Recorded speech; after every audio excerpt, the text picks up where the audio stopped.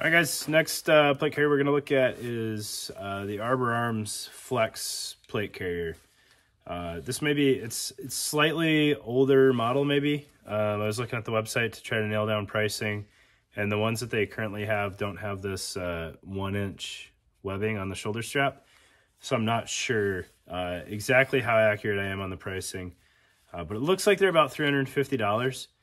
And I've never had the chance to mess with one of these. Sometimes the Arbor Arms products can be a little overwhelming because they're so well designed that you lose sight of some of the features that they have. So I'll do my best to cover this in depth and show you everything that it has to offer, but also keep in mind it may be slightly older than what's currently offered.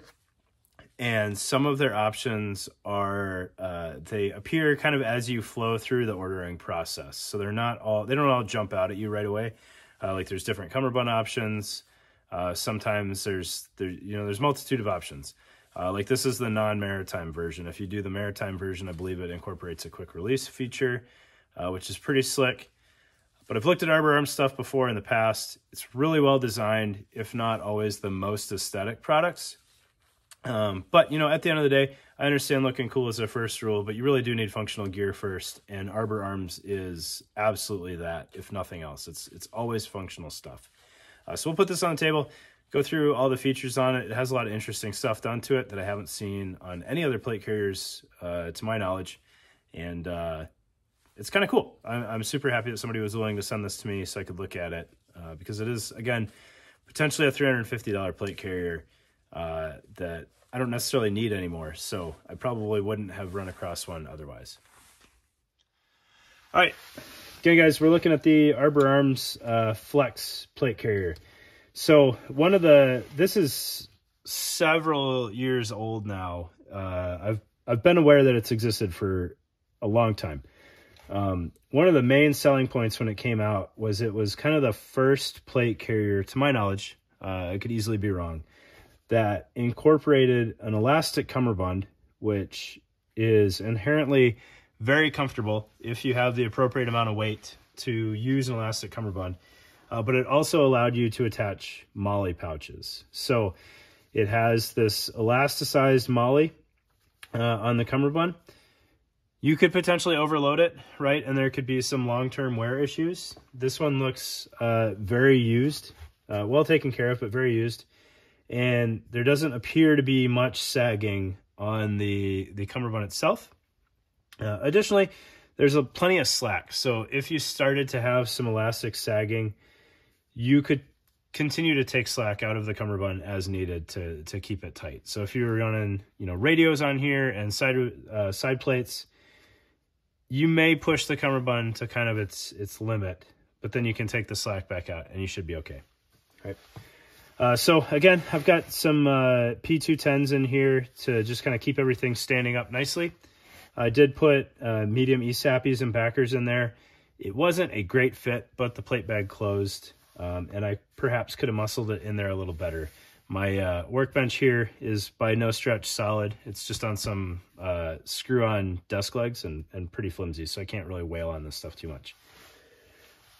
So looking at the plate carrier, there are, on most of the Arbor Arms products, there's options on how your cummerbund closes, and that drives the price to a certain extent. So I put this in the cart, whatever the new model is, with, I believe, the right cummerbund that is on the table, and I think it came out to $350. I didn't check how much the maritime version adds, but if that's something that concerns you, throw it in the cart and figure that out.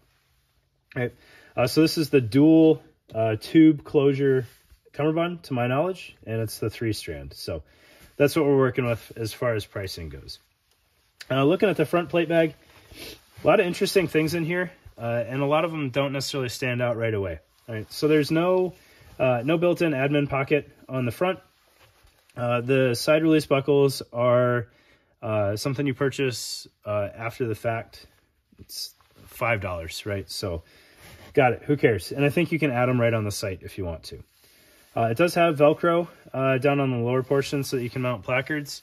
It could be another inch taller if you were if you knew you were going to run placards all the time, I would like to see that extra inch just to keep everything a little bit more stable, especially on the top of the mags where you're trying to, you know, pull your mags out and could potentially tear the placard away a little bit.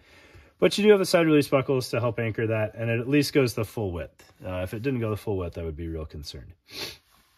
But it's additionally, it's laser cut moly the whole way across. So it's kind of like the best of first spear laser cut plate bags while also being inherently placard compatible, right? That's the one thing that's missing on at least the older first spear stuff. I think the new stuff has the Velcro. But you had the bare Cordura, and you couldn't mount placards without doing some additional work. All right. We'll go up to the shoulder straps, talk about those, and then I'll take the plates out and I'll show you the inside of the plate bags because there's a good bit there to mention. But it is all laser cut all the way up to the top, even under the Velcro here, which inherently makes it compatible with comms routing and wire management and whatnot. And even under the shoulder straps here, you have a pass-through that you can bring comms cables out that avenue as well. The shoulder strap mounting is kind of interesting. I'm not sure why they went with the dual layer. So they've got 2-inch webbing and then 1-inch webbing, and it's fixed at both points, front and back. Very, very stable. You're not going to have any issues with that ripping off.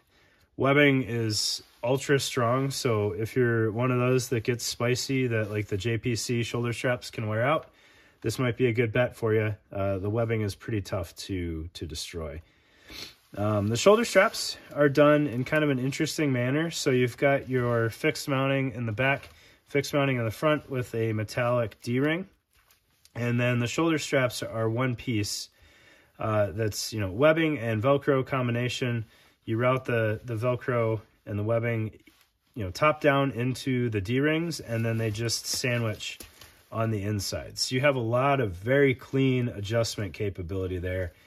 You know, we could take out another 2.5 inches from this side and from the back side, and you could really snug up the shoulder straps if you needed to. And I don't think you'd run into any issues with having Velcro continuity. Likewise, we have a ton of room that we could pay out more shoulder strap if we needed to, and make that easy to work with.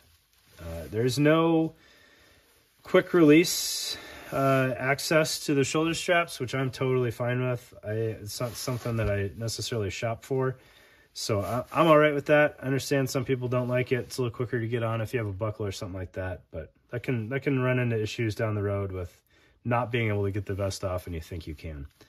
All right, so I kind of like the way the shoulder straps are done, and then there's just enough like loop Velcro bulk there that these are pretty comfortable even without pads on. If you were really having a bad day and needed some pads, Core Ice Fence would work perfectly on here because you don't need any kind of retention to hold this in place. A couple people have mentioned things, not necessarily on this vest, but like sometimes the edge of your hook Velcro can snag your neck a little bit. I really only think that's an issue if you have a t-shirt on. If you have any kind of like combat top or uniform on, you're going to have a collar and that shouldn't be an issue. So I'm just going to kind of write that off. If you're wearing a t-shirt, you're just doing it for funsies anyways. But it's something to be aware of, and just like a shoulder strap wrap, like the JPC sleeves would solve that problem. As far as pads go, you really don't need anything more than like an ice vent, even if you had this thing really loaded down. Looking at the back plate bag, it very closely mirrors the front plate bag. You just don't have the lower Velcro, which isn't a problem at all. Still nice, full laser cut moly field there. Looking at the inside of the plate bags, you've got some spacer mesh. No stretch panels. As far as the internal goes, you do have some stretch panels on the plate bag itself for actually fitting plates. So that's just fine. And then I found it kind of interesting. It has, very similar to the LV119, the pocket on the plate bag. So between the spacer mesh and the plate, you do have a pretty decent size kind of slash pocket there that goes all the way to the bottom of the plate bag. I have not used that on my 119, and I don't know that I would use it on here. Other people use it with a lot of success, and they like it just fine. So that is there, and it's important to know that. All right, we will open up the cummerbund here and get access to our plate bags. On the bottom of the plate bags, you do have some drainage holes, as well as kind of like a single moly laser cut pass through there.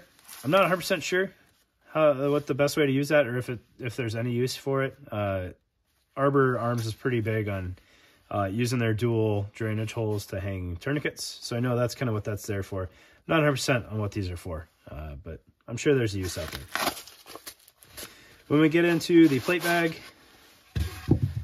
there's a nice deep Velcro field there. The flap also has a decent chunk of Velcro. It could have a little bit more. I do kind of like the way they cornered off the sides there, so you don't get that bunching in the middle, because you have less material that you need to work with. And then inside each plate bag, there is another kind of layer.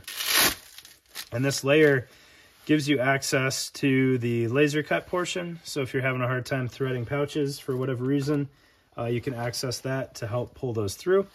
And it's also where the tubes mount for the front cummerbund. So you can see it's doing something going into the plate bag there. And then when you look inside, I never remember the name of these clips, and I apologize. And they're really hard to look up when you don't know the name of them, to fact check yourself. But there's 3 of them in there, just kind of plastic toggles that help hold that tube assembly in place. If you were doing like a 1-band cummerbund, they've got this webbing loop in here. I think I got that on camera. Sorry, I'm kind of failing tonight. You can push that out through that hole, so you can use a single 1-inch side release buckle on your cummerbund to secure it if you want like a really minimalist cummerbund. And then looking at the back plate bag, has a very similar setup.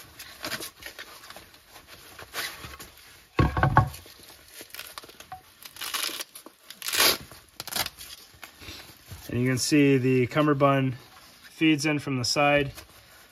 And then there's, I think these are Siamese clips running center line in this hidden portion of the plate bag that clips into your cummerbund on both sides.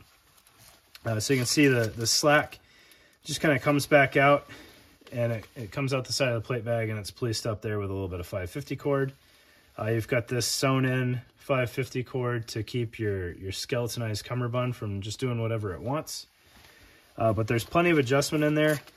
And if for whatever reason you had issues with these Siamese clips, you could use some shot cord in there real easy, or even some paracord to help secure your cummerbund in place. Hopefully that's showing up all right. I'm sorry. But kind of interesting the way they did that, and it cleans up really nicely. You just Velcro that flap, and your cummerbund is not in the way of anything inside your plate bag. Again, a little bit of stretch material inside the plate bag to back the 3D mesh there. So, is it a $350 plate carrier? By today's standards, maybe not, but Arbor Arms is kind of a grassroots company, and if you were going to go out and ask a person to make this plate carrier, $350 is pretty fair. There's a lot of work that goes into it. I understand that the laser cutting can automate the process a lot, but the laser cutter is not cheap by any stretch. And I've kind of failed in the past at recognizing that, right? Like, oh, you just lay down the quarter and send the cutter and let it do its thing. But I think the laser cutters can be like $20,000. So when you think about it that way, it makes sense that cost savings is reflected elsewhere, right? I think it's very, very comfortable. I've taken a lot of time to wear this around because it is kind of an interesting plate carrier with the stretchy molly, and it is super duper comfortable. I've read, tons of people that use this plate carrier, and I've never heard a single negative remark about it from somebody that's actually been using it. The cummerbund itself can be had for other plate carriers, and I know that's wildly popular, but I'm really impressed by it. I think it has a lot of capability without having a lot of bulk, right? You don't have extra layers for admin pouches and fancy padding, crazy attachments for things. Laser cut helps cut down on bulk a lot, it's a very, very lightweight plate carrier, while still being incredibly comfortable to wear. So thanks again for the gentleman that let me check this out. Huge help. Thanks to Arbor Arms. You guys have been big supporters of the channel in the past. So it's nice when I can review things kind of outside of your purview. And it's very, very well done. It's a great plate carrier if it fits your budget and it fits your needs.